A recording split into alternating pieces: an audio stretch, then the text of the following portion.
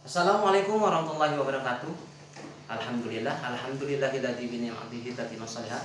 Asyhadu an la ilaha illallah wahdahu la syarikalah, lahul mulku wa lahul hamdu yuhyi wa yumiitu wa huwa ala kulli syai'in qadir. La haula wa la quwwata illa billahil aliyyil azim.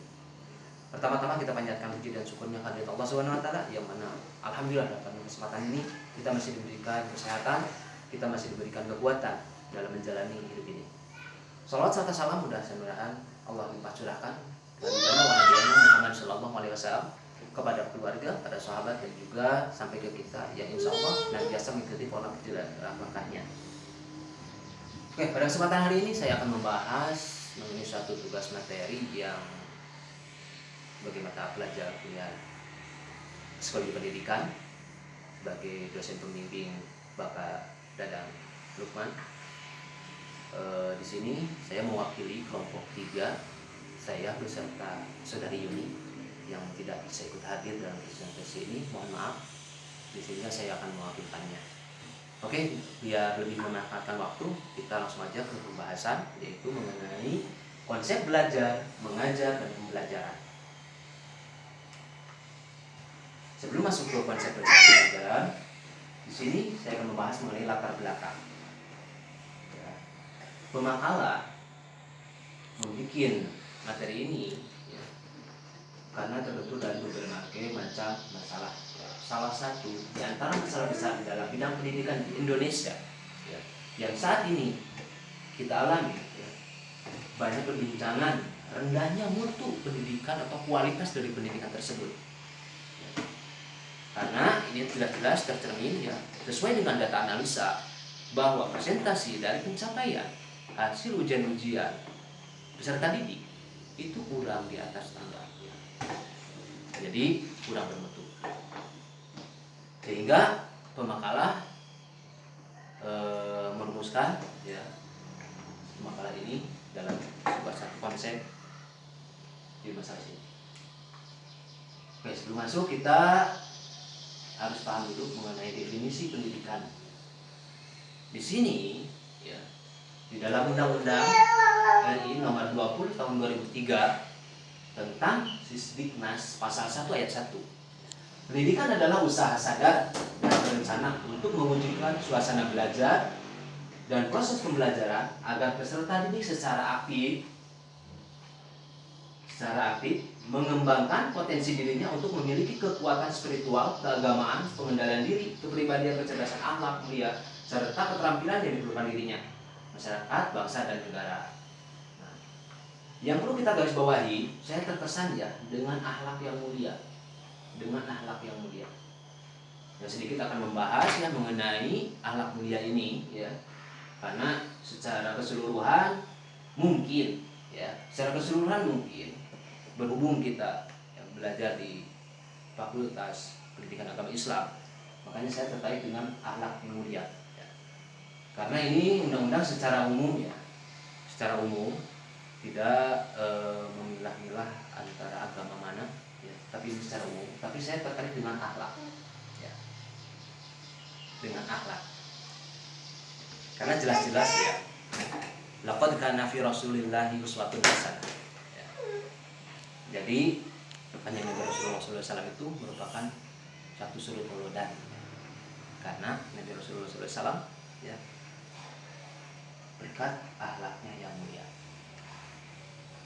Definisi akhlak di sini ya, saya akan membedakan antara adab dan akhlak.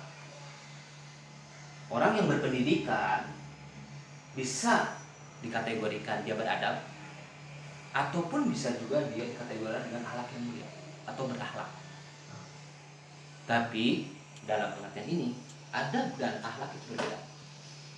Ya, kalau adab itu diraih hanya dengan ilmu pengetahuan saja, adab. Tapi kalau akhlak diraih dengan ilmu pengetahuan dan juga keimanan. Makanya saya tertarik di sini akhlak yang mulia. Ini jelas-jelas ya, merupakan satu prinsip dasar pendidikan agama Islam. Contoh halnya, orang yang beradab, misalkan dia disiplin dalam antri, ya, antri tiket itu beradab, tapi belum tentu dia berakhlak. itu adab, disiplin itu adab. Tapi kalau berakhlak itu belum tentu. Non muslim beradab, sebagaimana kita ketahui ya, negara Jepang, negara maju, disiplinnya sangat tinggi, dia beradab, tapi dia berakhlak. Ya. Bisa dilihat dari mungkin pola tingkah lakunya yang tidak mencerminkan akhlakul karimah. Berbeda dengan kita yang muslim, akhlak yang mulia. Ya. Oke, kita lanjut. Makna belajar. Usaha pemahaman mengenai makna belajar diawali dengan mengungkapkan beberapa definisi tentang belajar. Nah, di sini menurut para ahli ya, disebutkan bahwa Converse memberikan definisi learning is solved by change in behavior as a result of experience. Belajar adalah petunjuk oleh perubahan perilaku sebagai hasil dari pengalaman. Itu yang pertama menurut Converse ya. Jadi belajar adalah pertunjukan oleh perubahan perilaku sebagai hasil dari pengalaman. Ya. Jadi ini dampak yang dihasilkan dari pengalaman. Ya. Jadi ini implementasi, ya, implementasi dari hasil belajar. Ya. Yang kedua, Harold Speyer memberikan batasan. Learning is solved by observe, to read, to imitate, to try something themselves, to listen, to follow direction. Pembelajaran ditujukan dengan mengamati, membaca, meniru, mencoba sesuatu dari mereka, mendengarkan dan mengikuti arah. Ya. Di sini lebih lengkap lagi, ya, lebih detail lagi dalam proses pembelajaran ini. Yes, yang kedua, Goetz mengatakan learning is change is performance as result of praktisi. Ini berarti bahwa belajar membawa perubahan dalam performance dan perubahan itu sebagai akibat dari latihan praktisi. Jadi ini jelas ya bahwa belajar itu menjadi suatu performance ya, atau suatu tampilan kita ya, dikarenakan adanya latihan. Jadi tidak menutup kemungkinan ya, kalau seandainya kita banyak berlatih, insya Allah performa kita akan berubah. Dari dulunya pendiam, karena kita sering dilatih, akhirnya kita udah terbiasa. Jadi sehingga tidak canggung lagi. Menurut Benjamin S. Bloom, meliputi 3 ranah matra, yaitu matra kognitif, afektif, dan psikomotor. Masing-masing matra atau domain ini dirinci di beberapa jangkauan kemampuan, level of competence. Rincian ini dapat disebut sebagai berikut. Cognitive domain. 1. Knowledge, pengetahuan ingatan. Comprehension, pemahaman, menjelaskan, meringkas. Analisis, menguraikan, menentukan hubungan. Sintesis, mengorganisasikan, merencanakan, membentuk bangunan baru. Evaluation, penilaian.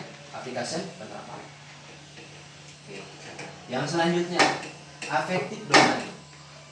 Affective domain, sikap moral dan tingkah laku. Yang pertama, receiver, sikap menerima. Responding, memberikan respon. Value, penilaian. Organisasi, characterization, karakteristik. Yang ketiga, psikomotor domain atau keterampilan. Initiatory level, free round level, round level. Tujuan belajar. Dalam mencapai tujuan belajar, perlu diciptakan adanya sistem lingkungan kondisi belajar yang lebih kondusif. Hal ini akan berkaitan dengan mengajar. Ya. Mengajar juga diartikan sebagai suatu usaha penciptaan sistem lingkungan yang memungkinkan terjadi proses belajar. Kalau ditinjau dari secara umum, maka tujuan belajar itu adalah 3 jenis. 1. Yang pertama, untuk mendapatkan pengetahuan. Yang kedua, menanamkan konsep dan keterampilan. Yang ketiga, pembentukan sikap. Antara mengajar dan mendidik ini ada perbedaan, ya. Meskipun ada sedikit hampir kesamaan. Bicara tentang pengertian mengajar, kalau dilihat dari esensi dalam proses belajar mengajar, sudah menyangkut kegiatan mendidik dalam arti untuk mengantarkan siswa kepada tingkat kedewasaannya, baik secara fisik maupun mental. Tapi dalam uraian berikut ini mencoba membedakan dengan maksud memberikan suatu penamaan terhadap kenyataan yang kini sedang berkembang. Kenyataan yang dimaksud adalah keadaan proses dan hasil pelajaran di sekolah-sekolah, sehingga pembedaan ini tidak esensial dan konseptual. Memang kalau dilihat dari asal katanya, kedua memiliki arti sedikit beda. Mengajar, di sini mengajar, memberikan pelajaran, misalnya memberikan pelajaran matematika, memberikan pelajaran bahasa, sejarah, agar siswa diajari mengetahui dan paham tentang bahan yang akan diajarkan tadi. Kalau mendidik, mendidik, memelihara dan memberikan latihan mengenai akhlak dan kecerdasan pemikiran. Menurut umum mengajarkan diartikan sebagai usaha guru untuk menyampaikan dan menanamkan pengetahuan kepada siswa anak didik. Nah, di sini jelas sekali ya bedanya mengajar dan mendidik. Kalau mengajar ini hanya sebatas ilmu pengetahuan saja, sekedar tahu ilmu pengetahuan saja. Tapi kalau mendidik ini sesuai dengan implementasinya di lapangan di mana. Ya. Jadi selain ilmu yang diberikan, implementasi di lapangan itu seperti apa? Nah, itu mendidik. Jadi ada target khusus untuk mendidik sini. Di sini jelas kecerdasan pemikiran dan mengenai akhlak. Nah, ini implementasinya, targetnya itu akhlak dan kecerdasan pemikiran. Di samping ilmu pengetahuan kita mampu, akhlak juga kita menciptakan suatu akhlak yang karimah. Nah, itu tujuannya mendidik. Kalau mengajar beda. Hanya sekedar ilmu pengetahuan saja yang disampaikan. Implementasi itu nggak jadi prioritas. Mendidik dapat diartikan sebagai suatu usaha untuk mengantarkan anak didik ke arah dewasanya, baik secara jasmani maupun rohani. Nah, ini dibangun secara jasmani ataupun rohani. Beda dengan mengajar. Kalau mengajar hanya segi jasmani saja, karena rohani mungkin tidak terlalu dominan.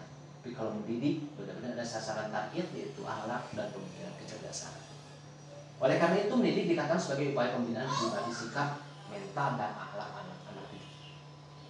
Dibandingkan dengan pengertian mengajar, maka pengertian mendidik lebih mendasar. Mendidik tidak sekedar transfer of knowledge, tetapi juga transfer of value. Mendidik diartikan lebih komprehensif, yakni untuk membina diri anak didik secara utuh, baik matra kognitif, psikomotor maupun efektif, agar tumbuh sebagai manusia-manusia yang berkepribadian. C. Pengertian konsep pembelajaran. 1. Pembelajaran. Pembelajaran adalah bagaimana sarana belajar itu secara efektif digunakan. Hal ini tentu berbeda dengan proses belajar yang diartikan sebagai cara bagaimana para pembelajar itu memiliki mengakses isi pembelajaran itu sendiri. Tujuan pembelajaran adalah salah satu aspek yang perlu dipertimbangkan dalam merencanakan pembelajaran. Faktor-faktor yang mempengaruhi pembelajaran adalah sebagai berikut. 1. Agar tercapainya proses pembelajaran, ada beberapa faktor ya yang menunjang ya ikut berperan, berkontribusi ya agar tercapainya satu pembelajaran. Yaitu yang pertama, faktor kecerdasan. Kecerdasan adalah kemampuan seseorang untuk melakukan kegiatan berpikir yang bersifat rumit dan abstrak. Nah, perlu digarisbawahi ya, untuk kecerdasan di sini ini relatif ya. Jadi tidak semuanya itu sama.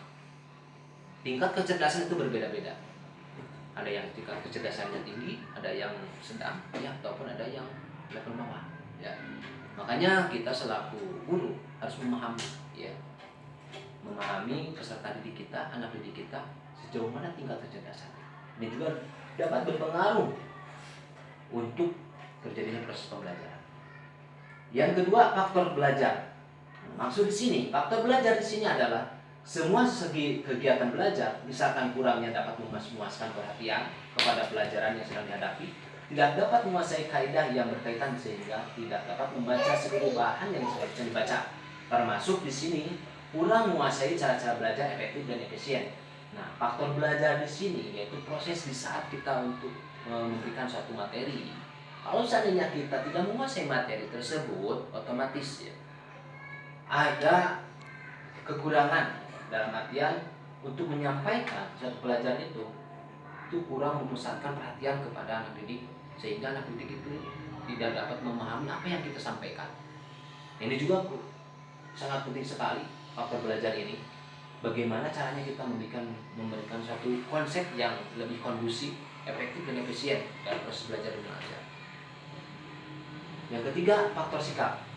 Banyak pengaruh faktor sikap terhadap kegiatan dan keberhasilan siswa dalam belajar. Sikap dapat menentukan apakah seorang akan dapat belajar dengan lancar atau tidak, tahan lama belajar atau tidak, senang pelajaran yang dihadapinya atau tidak, dan banyak lainnya. Ya, di sini faktor sikap juga ya, jelas mempengaruhi keberhasilan siswa. Ya.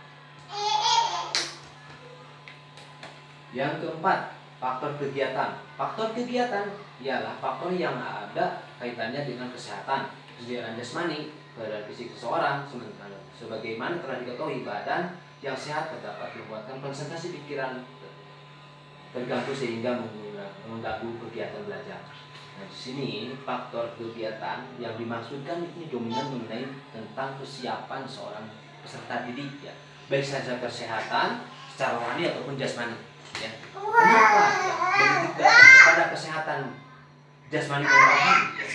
Karena kalau benar jasmani kita, fisik kita sehat, otomatis ya dalam menerima materi yang disampaikan oleh pendidik, ya peserta itu dapat mencerna materi-materi yang nanti disampaikan. Kalau seandainya dari jasmaninya kurang sehat, demam, sakit itu atau batuk atau gimana, itu mengurangi konsentrasi dalam proses pembelajaran. Ya. Rohani juga sama ya. Rohani juga sama. Kalau orang-orang yang gagal mental, gangguan mental, otomatis ini tidak akan tercapainya proses pembelajaran. Ya, proses belajar mengajar tidak akan tercapai dikarenakan gangguan mental.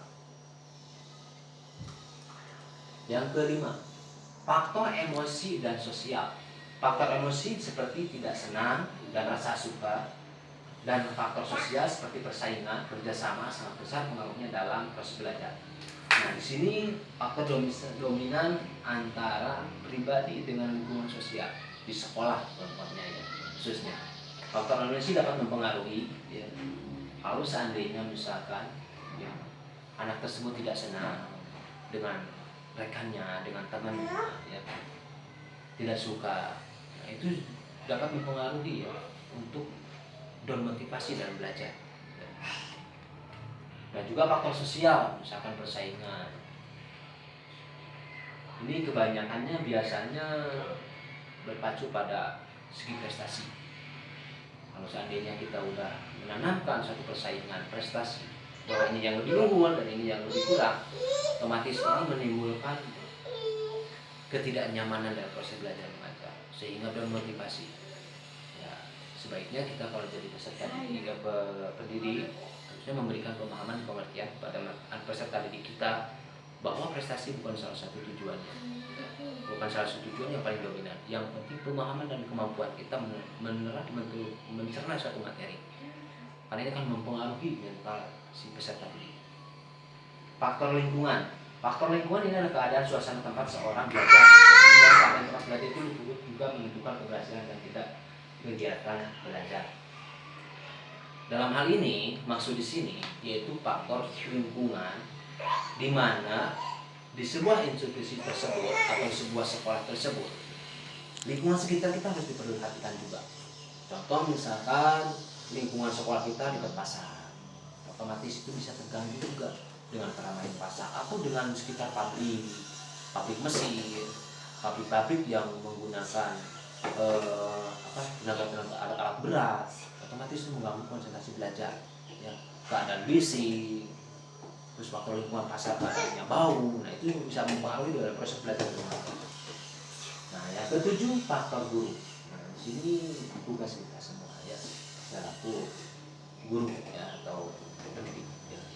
Kemampuan guru mengajar, hubungan guru dengan siswa, serta kepribadian guru dan perhatian guru terhadap kemampuan siswanya untuk mempengaruhi keberhasilan belajar.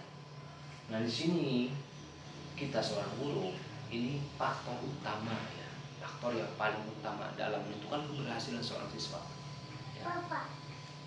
Kalau seandainya kita mengajar ya, peserta didik dengan hal-hal yang tadi sudah disebutkan. Kita tidak memberikan suasana yang baik, kita tidak mematuhi materi yang sudah kita kuasai, otomatis akan berdampak bagi peserta didik kita. Dan juga kedekatan kita dengan seorang siswa, ya. Karena tugas seorang guru ya memberikan pendidikan, tapi kita juga harus memberikan suatu perhatian, aware, care, ya, peduli terhadap mereka. Anggap itu mereka kita seperti anak kita sendiri, ya, meskipun ya dengan berbagai macam karakter. Nah, ini disinilah ya tugas berat buat kita ya, sebagai pendidik, ya. Sebagaimana jauh kita pendekatan terhadap anak tersebut, apalagi anak yang benar-benar peserta didik yang membutuhkan ya, membutuhkan dari segi perhatian dari kita sendiri ya, agar tercapainya satu proses belajar mengajar.